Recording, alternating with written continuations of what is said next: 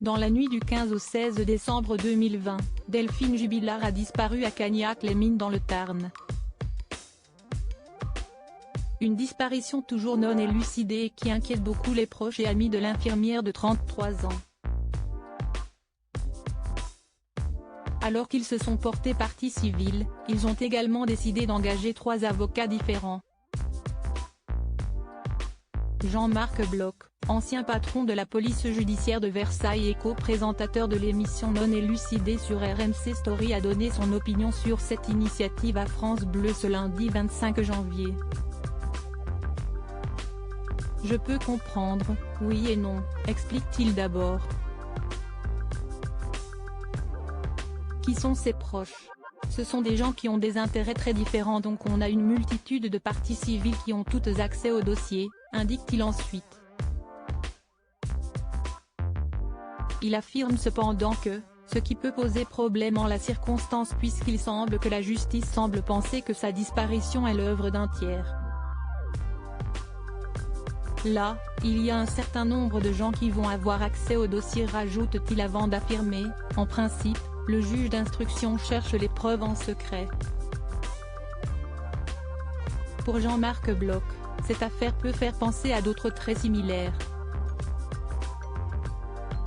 On pense à l'affaire Viguier à Toulouse. On n'a jamais retrouvé aucune trace de cette femme disparue. Son mari a été poursuivi et acquitté à 2 reprises. Il s'agit d'une disparition totalement inexpliquée. Et cette femme avait 2 enfants, explique-t-il avant d'ajouter, il y a eu une disparition plus courte, en 1996 à Fos-sur-Mer. Il y a eu aussi la disparition de Patricia Bouchon dont on a fini par retrouver le corps. Des disparitions qui font écho à celle de Delphine Jubilard qui, pour le moment, semble rester un mystère. Alors qu'une enquête pour enlèvement et séquestration a été ouverte par le parquet de Paris, Jean-Marc Bloch a affirmé qu'il ne fallait pas laisser de côté le départ volontaire. Il y a des disparitions amoureuses pour refaire sa vie avec quelqu'un. Si est-il quelque chose qui est envisageable dans la disparition de Madame Jubilard?